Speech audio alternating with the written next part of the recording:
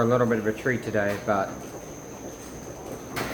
with that being said, no judging my mess or anything like that, okay? You're gonna get a little bit of an insight here on the inside of the greenhouse and a little look around. It's not gonna be my full-on tour of the greenhouse and all that I've got going on and how, but because this runs 100% of the time off my solar system, it ends up getting used as, I don't know, my little bit of like a workshop. This is where I charge my batteries, literally right there on the counter, and figuratively during the winter especially. During the winter, this is kind of like my go-to place. I got a little fireplace over here, right there. This is my go-to place to hang out, unwind in the evenings when it's cold outside. I can leave the lights on in here, and the way this polycarbonate, you might hear the water pumps kicking on. The way this polycarbonate like illuminates outside, it's like a soft glow over the whole outside area that I frequent. So I can be out there working in the dark, and I'll flip on these lights, and then it'll just kind of give me a little bit of a little bit of light while I'm working. But the reason you're in here tonight, I am going to move my quail to a new pen. And that's another thing, man. This, like, because they get natural sunlight, the temperature is regulated by these fans up here in the eave, and then I've got motorized intake louvers, and all that's thermostatically controlled, so the temperature in here isn't so brutal. I mean, it'll get pretty warm. I've got a shade cloth there in the top that I pull across here in the summer. The point I'm getting to behind this is I will use this to like keep baby chicks and other babies in here to accustom them to the temperature swings before I put them out in the field or pasture. But also it gives me a good place where I can come in at night. I can flip on the lights when I get in from work. That's what I'm doing right now. It's pretty late, and I'm getting time to get out here. So the greenhouse runs 100% of the time off of solar. All the water that's used in here comes from the rain barrel that I showed in another video. That's a 3,000 gallon tank that ties the solar system and the greenhouse together. That's the catchment tank for that. And yeah, I mean, during the winter it's warm. I keep the wood stove going in here. I'll fill it up in the morning when I leave, and that will get it warmed up from overnight, anything it's cooled down. And then I'll let it die out during the day, and then at night when I get home from work, I'll go back to putting firewood on there, getting it warm, and when I go to bed around midnight, 1 o'clock, I'll stock it full of firewood again and repeat the same process. It's a mess. It's like, it's inevitable. We had the house on the market for a while, and I was able to keep it pretty clean during that, but I also wasn't gardening or doing any projects, and now I'm back to, I want to rework some of my plumbing and things like that. So you're getting a sneak peek in the greenhouse. It's dirty. If your place is all cleaned up and fancy, more power to you. That is definitely not my place, and nor really anywhere that I get to work. So what I'm going to do here is, I got the quail in here. Let me just show you here. Okay, quail are in here. I have not even gotten a count, man. They've been hatching since Sunday. There's tons of them. So I'm going to take them out of this. I'm going to move the heat lamp, their water. I'll probably put in 2 waters because there's so many of them, and I might do 2 feeders.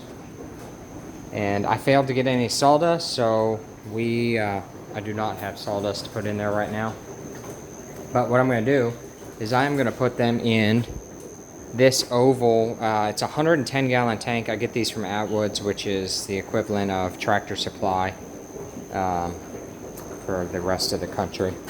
But anyways, this 110 gallon, it's about 2.5 foot deep, and probably 4 foot, maybe 4.5 foot in length. And I just set this here Yeah, it's in front of my intake louvers over there, but the weather's been pretty warm. Those are located on the north side of the greenhouse. They only open when the greenhouse is trying to cool down, so I'm not really worried about the cool air coming across these birds. And even if it did, it's going to be warm enough in here that they're going to appreciate the air movement. At the moment, I do not need to worry about having a cover over top of that. These quail are not, spin you around here. The quail aren't big enough where they're starting to fly yet. But what I will do is I will frame that out with like a square of PVC. That'll sit over top of that, and then I can do a bird net or some hardware cloth or chicken fencing, whatever, over top of that. Here are, you've seen some pictures of these. These are the other chicks we've got. They're just sitting up here on top of this fish tank. And they really don't need any temperature set like that. That's just showing what the temperature is right now. It's 80. But I think I've got it turned down to like 70 or something. I don't know. I really don't even need to have it on at all. I'm just letting these guys grow out. There's 5 of them in here right now. The neighbor gave me, and it will not be long and they'll be moving to a bigger pen, because here in about shucks,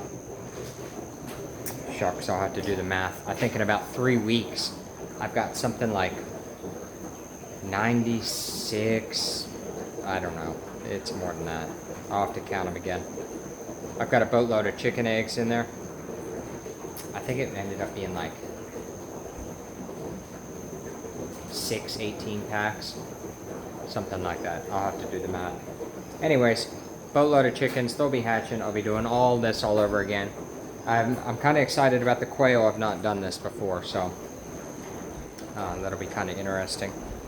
I've been dealing with a whitefly infestation in this greenhouse that's about to drive me up a wall. So this is the first time in a long time that there hasn't been leaves all over this, there has not been whiteflies all on the underside of this.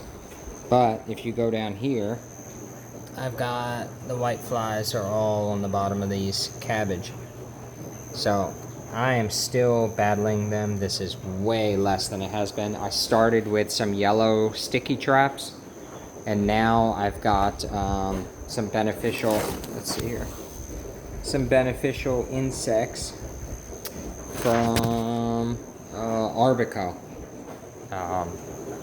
So anyways, I'm gonna set this up and y'all can watch me move the birds, or move the quail into their new pen. I'll show you how that looks when it's all set up, and maybe you'll get a little bit of a dose of the rest of the greenhouse. This is not a full-on tour. There's my fish tanks here. Not gonna be a full-on tour, but it'll give you, whatever, something else that I'm in the middle of. So, all right, stay tuned, and I'll do a little time lapse as I'm moving these birds.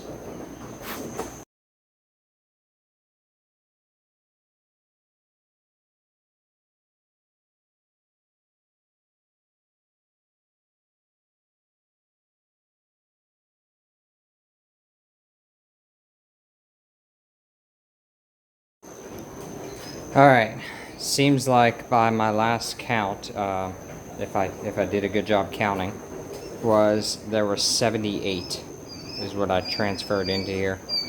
I think my hatch rate ended up being closer to 80%, so that's not shabby. I'm pretty pleased with that. I've had to call a couple. That just kind of comes with the territory. These things get, like, I just started putting this feeder in here. Now, I don't know if you can tell. Here, I'll see if I can zoom in here. There's one in there. And this is what they do. They just make a freaking mess with the feed. And that's what I've heard from everybody.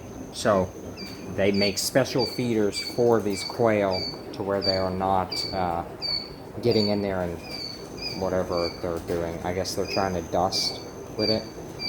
So before the rain moves in, I'm gonna go get some soil and I'm gonna lay in there real quick. Just give them some dirt to play in.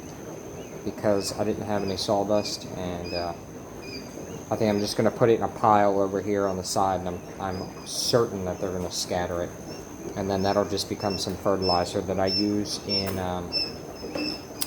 in garden beds and whatnot. So just stay tuned. I'll be back on here in a second. I'll tell you what, while I'm doing that, you can sit here and you can watch the quail dance around and play while I go to get soil. So I'll be right back.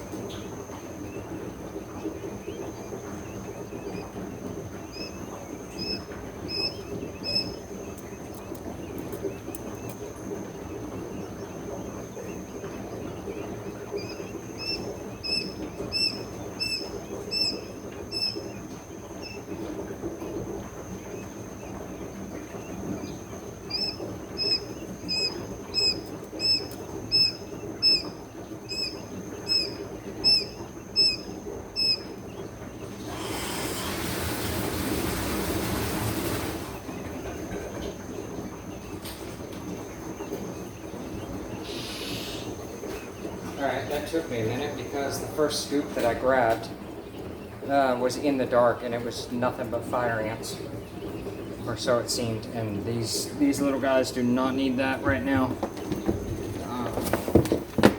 As they age, they can deal with that. But that'll give them something to play in and start scratching around and dusting and all the other cool stuff that they do. And it'll make it easier when I go to clean out the pen as well.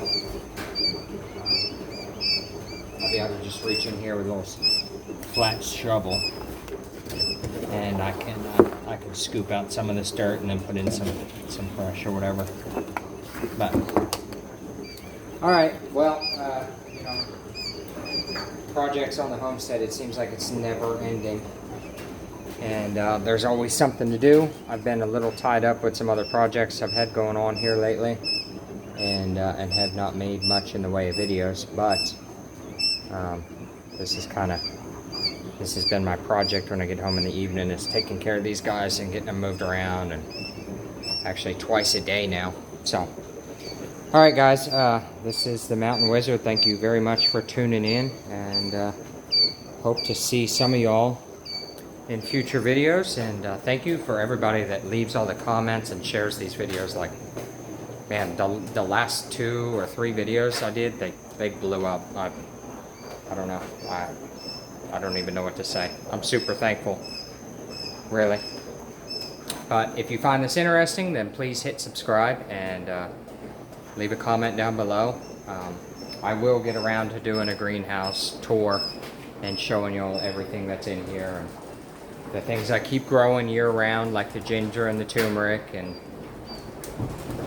anyways, we'll go from there on another day. All right, guys, Mountain Wizard out. Thank you very much for your time. We'll catch up with you later. Bye.